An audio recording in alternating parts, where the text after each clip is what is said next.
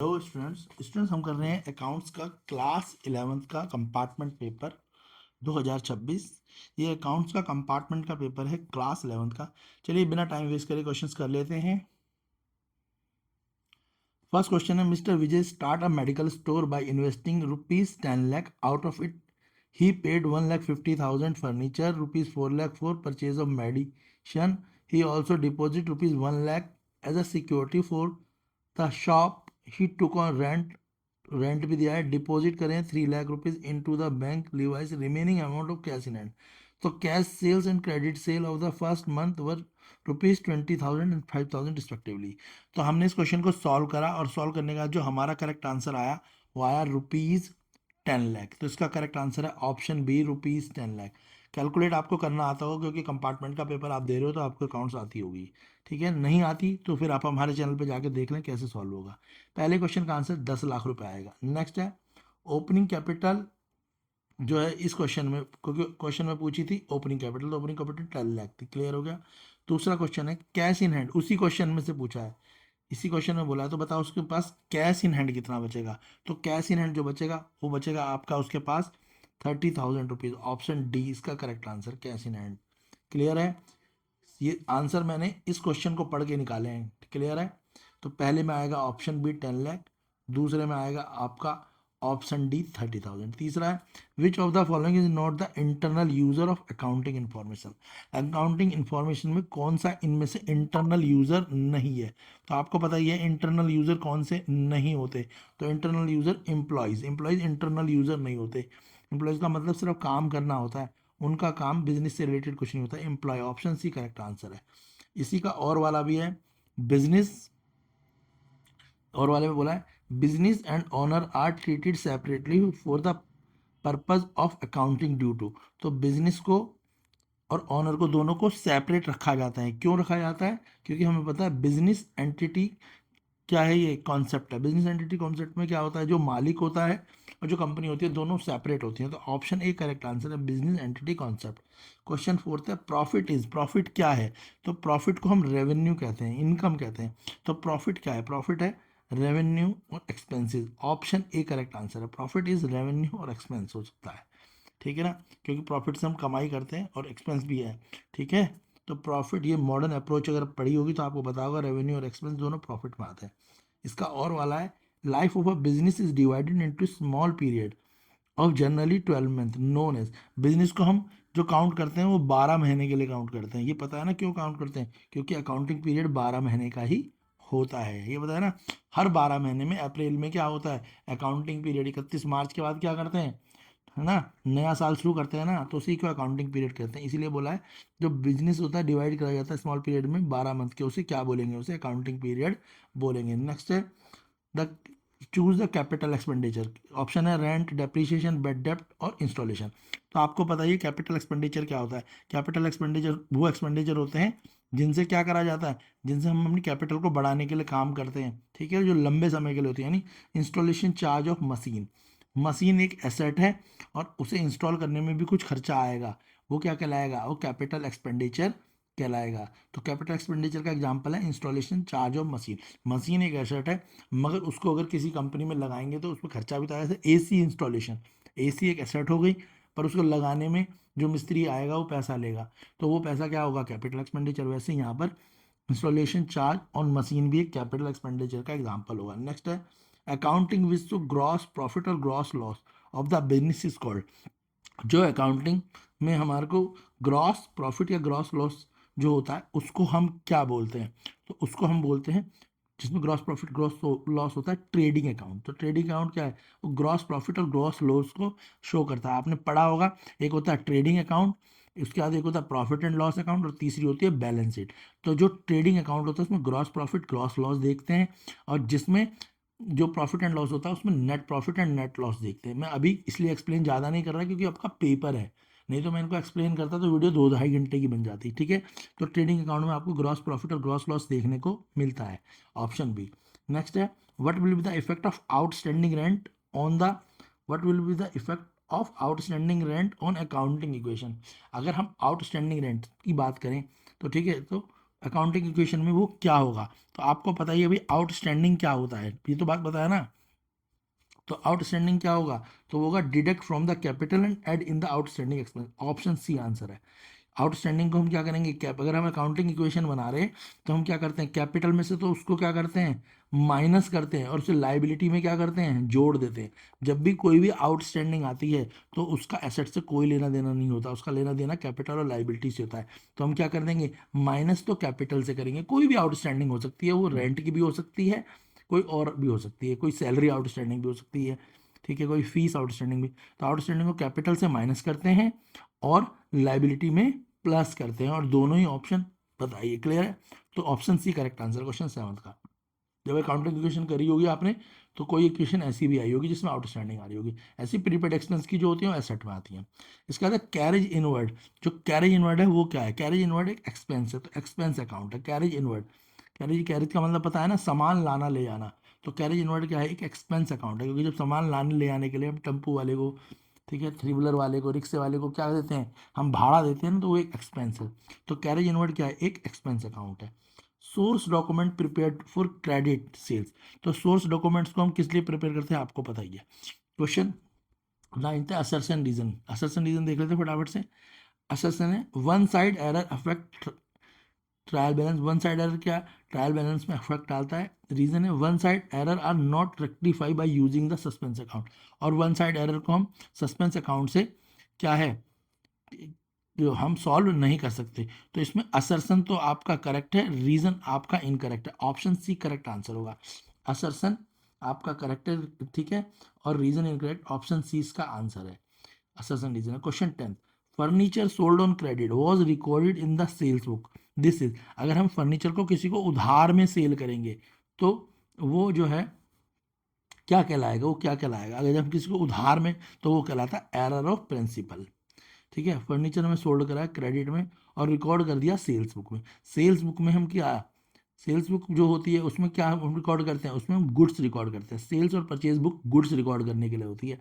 Furniture एक asset है, तो फर्नीचर के लिए अलग होगा, ठीक है, उसमें फर्नीचर अकाउंट लिखा जाएगा, ना कि सेल्स बुक लिखा जाएगा। सेल्स बुक में या परचेज बुक में सिर्फ हम गुड्स को सेल या परचेज करते हैं।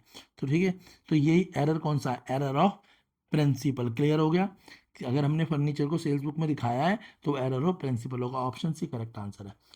फेवरेबल बैंक बैलेंस मीन्स, अगर फेवरेबल का मतलब पॉजिटिव बैंक बैलेंस, तो फेवरेबल बैलेंस का मतलब क्या होता है, पॉजिटिव बैंक बैलेंस। तो फेवरेबल बैंक बैलेंस क्या होगा, फेवरेबल बैंक बैलेंस होगा credit balance in the passbook. यानी पासबुक में आपको क्या दिखेगा, क्रेडिट बैलेंस दिखेगा, उसी को हम बोलते हैं फेवरेबल बैलेंस। क्वेश्चन 11, मशीन है 60,000 रुपये की, यूजफुल लाइफ 5 साल है, annual depreciation of machine under straight line method is 10,000, scrap the value. तो हम भाई 60,000 में से 10,000 को माइनस करेंगे और 5 से क्या कर देंगे, डिवाइड कर देंगे। अगर आप इसको सॉल्व करेंगे तो कैसे सॉल्व होगा देखो।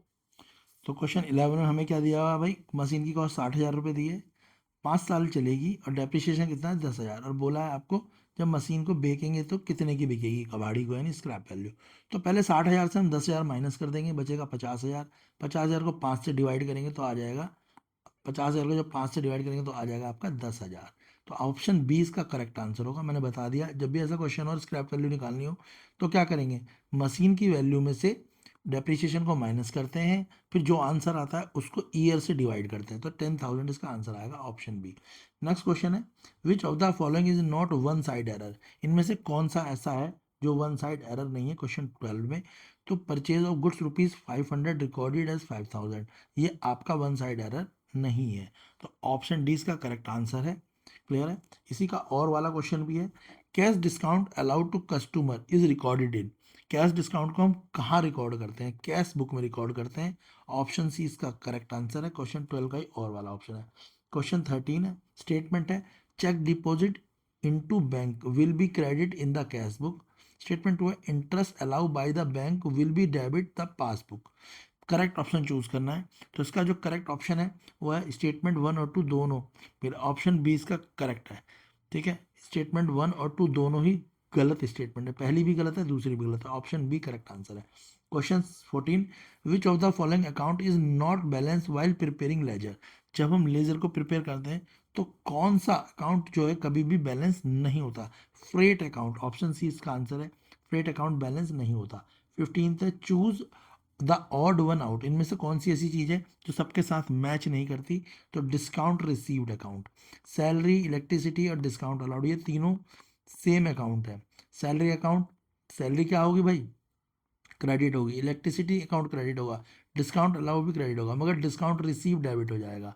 तो option D, discount receive account क्या होता है? ये डेबिट हो जाता है। क्लियर हो गया? इसलिए ये इन तीनों से मैच नहीं करता, option D. Question 16, choose odd one out. फिर इनमें बताया है कि कौन सा जो मैच नहीं कर रहा। तो यहाँ पर भी सेम है, कंट्रोलिंग अकाउंट। ये कंट्रोलिंग जो है ये मैच नहीं कर रहा। क्वेश्चन 16 का answer option C, controlling. Question 17, which of the following is not of type of reserve. Reserve आपको पता ही है क्या होता है रिजर्व, ठीक है? जब हमारे पे एक्स्ट्रा इनकम आ जाती है तो हम कुछ पैसा जोड़ते हैं, उसे बोलता है रिजर्व। तो इनमें से बोला कौन सा अकाउंट जो है इनमें से रिजर्व का अकाउंट नहीं है? तो reserve capital, option D. Reserve capital is not a type of reserve, ठीक है? ऑप्शन डी इसका आंसर है। क्वेश्चन 18 है इसी का और वाले का, क्वेश्चन 18 देख लेते हैं। 17 का और भी है एक। For credit sale of goods, जब हम गुड्स को उधार में सेल करें, for credit sale of goods dash voucher spray, तो हम कौन सा वाउचर बनाते हैं? ट्रांसफर वाउचर बनाते हैं। ऑप्शन सी करेक्ट आंसर है, ट्रांसफर वाउचर। जब क्रेडिट में किसी को माल बेचते हैं तो जो वाउचर बनता है ट्रांसफर वाउचर बनता है। पढ़ा होगा आपने, 3 वाउचर, एक होता है डेबिट वाउचर, एक होता है क्रेडिट वाउचर और एक होता है ट्रांसफर वाउचर। तो कभी भी किसी को क्रेडिट में हम सेल करते हैं, सामान बेचते हैं, तो ट्रांसफर वाउचर बनता है।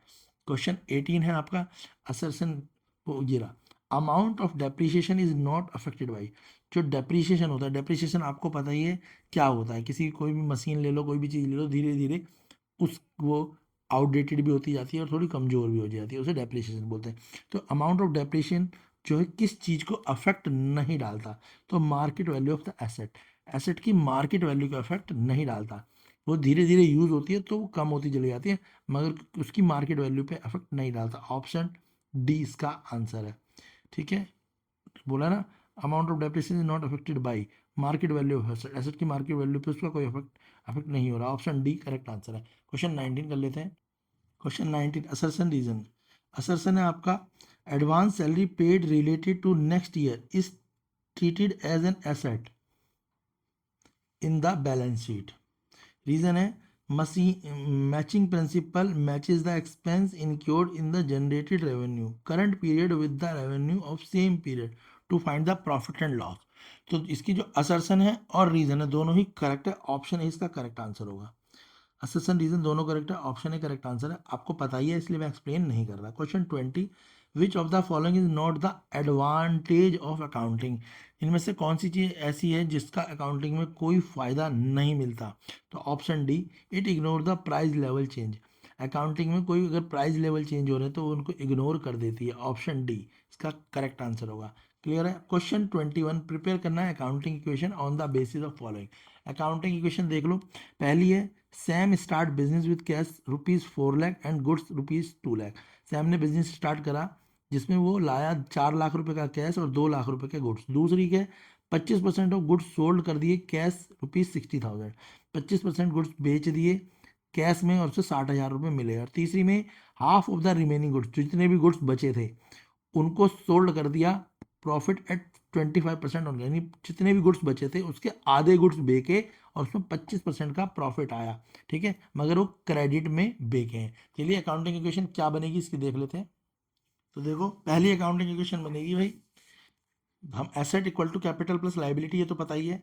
एसेट में वो पहले लाया कैश और स्टॉक, 4 लाख का कैश 2 लाख का स्टॉक, तो टोटल 6 लाख रुपए लाया, तो 6 लाख रुपए की कैपिटल और लाइबिलिटी जीरो हो जाएगी। तो फर्स्ट अकाउंटिंग इक्वेशन बन गई new, 4 lakh cash 2 lakh stock equal to 6 lakh रुपए कैपिटल और लाइबिलिटी जीरो। दूसरी जो अकाउंटिंग इक्वेशन है उसमें उसने क्या करा है, गुड्स सेल करें 25% प्रॉफिट में, और कितने के करे हैं भाई, ठीक है? तो लिखा हुआ है क्वेश्चन में, तो हम क्या करेंगे, 60,000 रुपये में बेके है ना, तो 4 लाख में 60,000 रुपये और जोड़ देंगे क्योंकि 60,000 में गुड्स बेके, पर बेके गुड्स कितने के, 50,000 के। तो यानी गुड्स कम हुए 50,000 के और बिके कितने, 60,000 में। तो 60,000 जोड़ेंगे तो 4,60,000 रुपये तो कैश हो गया। 2 लाख में से 50,000 के गुड्स कम हो गए तो 1.5 लाख रुपये का गुड्स बचा। तो जो 50 का माल 60 में बेका तो 10,000 का फायदा आया। प्रॉफिट जो होता है हमेशा कैपिटल में जोड़ते हैं, तो 10,000 प्रॉफिट में जोड़ दिया कैपिटल में। तो अब कैपिटल हो गई 6,10,000, ठीक है? तो नई अकाउंटिंग इक्वेशन में कैश हुआ 4,60,000 का और जो कि आपकी कैपिटल, जो आपका गुड्स है वो बचा 1.5 लाख का, और कैपिटल हो गई 6,60,000 की। दूसरी अकाउंटिंग क्वेश्चन। तीसरी अकाउंटिंग की क्वेश्चन में क्या करा उसने, तीसरी में उसने आधे गुड्स बेच दिए 25% प्रॉफिट में। तो आप पे 4,60,000 के गुड्स थे, 1 लाख, वो 4,60,000 कैश थे, 1,50,000 के गुड्स थे, और 6,10,000 कैपिटल थी सेकेंड अकाउंटिंग में। अब आधे गुड्स बेच दिए भाई, 1.5 लाख के आधे गुड्स कितने होते हैं, 75,000, तो 75,000 के गुड्स बेचे और 25% का प्रॉफिट आया, तो 75,000 का 25% प्रॉफिट निकालेंगे तो आएगा 93,750, यानी 75,000 का सामान बेचा कितने में, 93,750 में, तो 18,750 का फायदा आया, फायदा यहाँ लिख देंगे। क्लियर हो गया। तो जो नई अकाउंटिंग इक्वेशन बनेगी उसमें कैश में तो कोई चेंज नहीं आएगा, वही 4,60,000, मगर जो गुड्स हैं वो पहले 1.5 लाख के थे, वो हो जाएंगे 75,000 के, और 93,750 के डेटर बन गए, क्योंकि उधार में बेचा है तो ये क्या है, ये डेटर हैं। जब हम किसी को उधार में सामान बेचते हैं तो क्या होते हैं, वो होते हैं डेटर, तो ये निकल गए हमारे डेटर। डेटर कितने के हैं, 93,750 के। क्लियर हो गया।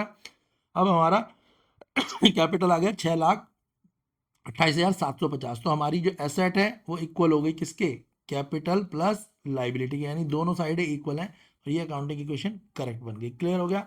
नेक्स्ट क्वेश्चन देखते हैं। क्वेश्चन 22, जर्नल एंट्री करनी है।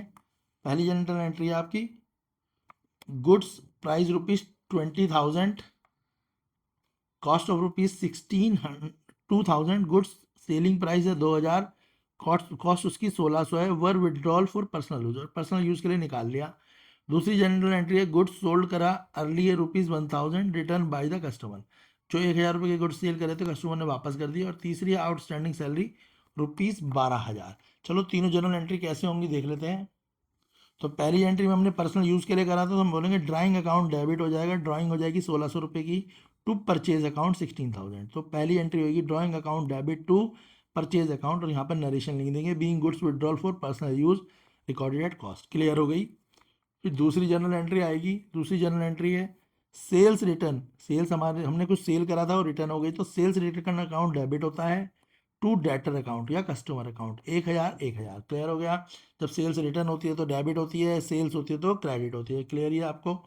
तीसरी एंट्री आएगी आपकी, सैलरी अकाउंट डेबिट होएगा और आउटस्टैंडिंग सैलरी क्रेडिट हो जाएगी। आउटस्टैंडिंग हमेशा क्रेडिट ही होती है, पता ही है आपको। Salary account debit to outstanding account ₹12,000, और यह नरेशन बन जाएगी। तीनों एंट्री का आप स्क्रीनशॉट भी ले सकते हैं, आपको पता लग जाएगा किस तरीके से आपको एंट्री करनी है। समझ आ गया क्वेश्चन, पक्का आएगा क्वेश्चन पेपर में। चलिए नेक्स्ट क्वेश्चन देख लेते हैं। नेक्स्ट क्वेश्चन है 23, 3 मार्क्स का है। Explain the rule of debit and credit as per modern approach with example. एक आपको डेबिट और क्रेडिट का रूल लिखना है और उसका एग्जाम्पल देना है।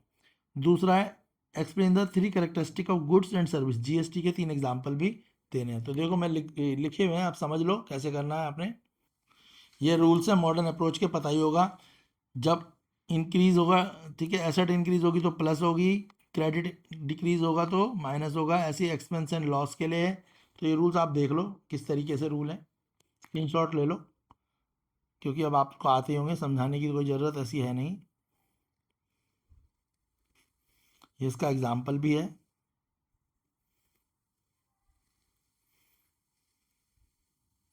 ये जीएसटी के कैरेक्टरिस्टिक्स हैं।